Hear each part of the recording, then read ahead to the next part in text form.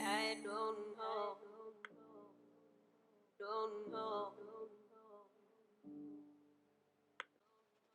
3, 2, 1 briller, le podcast qui vous met en lumière. Je m'appelle Océane, je suis coach de vie. Quand vous rejoignez mon univers, on parle d'état d'esprit positif, des pensées, des émotions, comment redevenir ou devenir créateur de sa vie, ne plus subir sa vie, mais bien choisir. Parce qu'effectivement, il y a des choses que tu n'as pas forcément choisies quand tu étais enfant et tu as pu créer des blessures émotionnelles, des blessures d'enfance comme je les appelle. Sauf que tout cela n'est pas une fatalité. C'est parti. Ok, il faut vraiment qu'on parle de ça. Depuis le temps que je suis coach de vie et que j'accompagne même des personnes depuis un petit moment, un petit nombre d'années, je me rends compte qu'il y a ce grand mal-être qui touche à peu près tout le monde quand on se sent pas bien dans sa vie. C'est le dénigrement que l'on peut avoir vis-à-vis de soi. Le dénigrement, le discours qu'on peut se tenir intérieur mais aussi extérieur en fonction des personnes qu'on va rencontrer. On va se dire non mais de toute façon moi je suis nulle, non mais de toute façon moi j'y arrive pas, non mais de toute façon moi je suis un bon à rien. Tu vois, toutes ces phrases que tu peux entendre, ce dénigrement comme je l'appelle, ça, c'est un des plus grands mal-être sur cette terre que l'on peut rencontrer et qui fait beaucoup, beaucoup, beaucoup de dégâts. À partir de quel moment c'est arrivé ça? Alors comme je dis, ce qui importe, c'est pas d'aller creuser forcément le passé pour essayer de changer déjà ce qui ne va pas. Mais j'ai juste envie que tu fasses un petit retour en arrière pour te souvenir en fait que il n'y a aucun bébé, aucun enfant qui ne se sentent pas assez pour pouvoir essayer de marcher, qui ne se sentent pas assez pour essayer de parler, qui ne se sentent pas assez pour essayer en fait de rentrer en communication et en connexion et en relation avec les autres.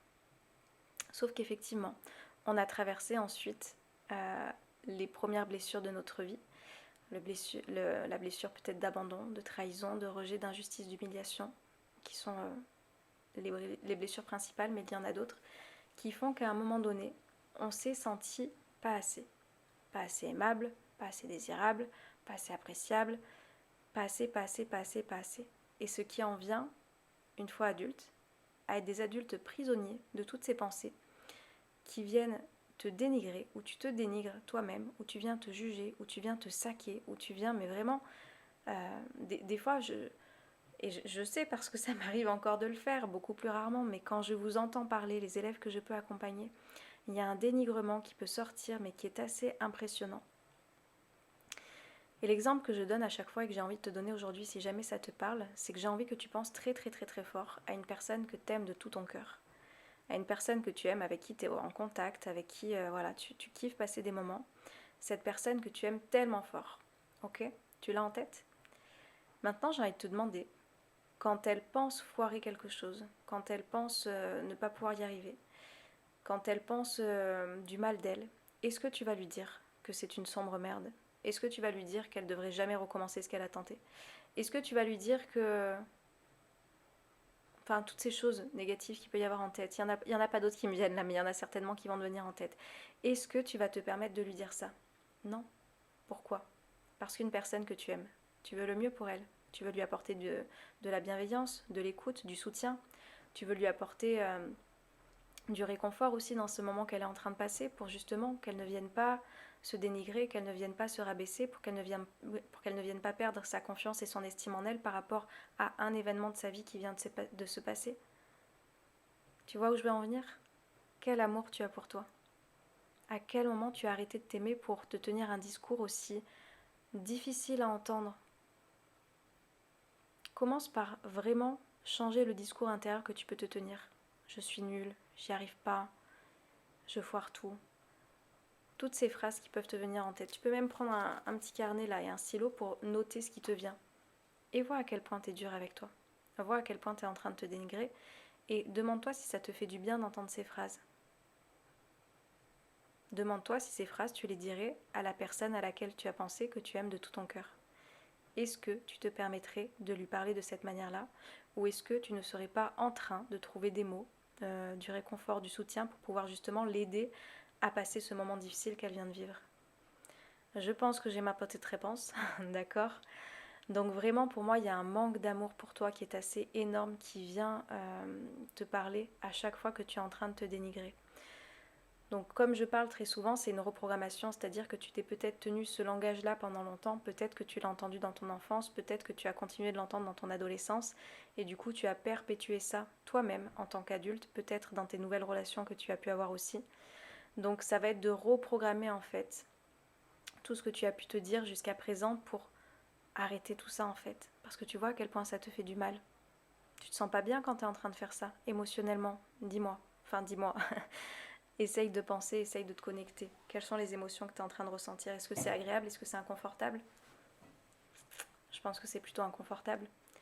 Donc si tu te mettais en fait juste à te dire ok, effectivement, on fait, c'est pas l'histoire de faire les choses parfaitement, mais au lieu de te dire que tu as été une merde aujourd'hui, demande-toi, qu'est-ce que tu as appris?